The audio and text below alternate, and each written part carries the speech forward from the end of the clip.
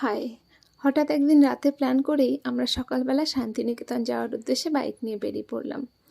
ওখানে আমার দিদিরা থাকে, ওদের সাথে দেখা করতেই যাওয়া। তবে রাস্তায় প্ল্যান হলো যে নবাবহাটের কাছে একটা 108টি শিব মন্দির আছে, আমরা সেখানটা একটু যাব। সেখানটায় দাঁড়িয়ে দেখলাম সামনেটা খুবই সুন্দর এবং লাইন দিয়ে এভাবে শিব মন্দিরগুলো দাঁড়িয়ে রয়েছে। প্রত্যেকটা মন্দিরের ভেতরে এক একটা করে শিবলিঙ্গ আছে। এভাবে আমরাও এক সাইড থেকে দেখা শুরু করলাম।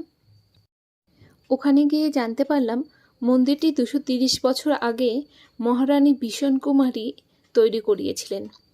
নামে এখানে 108টি মন্দির হলেও আসলে মন্দির 109টি আছে।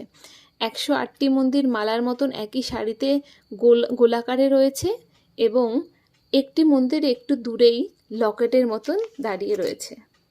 দেখো জায়গাটা কি সুন্দর, ভেতরে পুরো গাছপালায় ভরা। আর এই মন্দিরগুলো ওড়িশার বালেশ্বর মন্দিরের আটচালার নকশার আদলে তৈরি করা হয়েছে। আর মন্দিরের সামনের দিকটাতে খুব সুন্দর একটি ভোলে বাবার মূর্তি রয়েছে। চারিদিকে জল দিয়ে খুব সুন্দর করে বানানো জায়গাটা।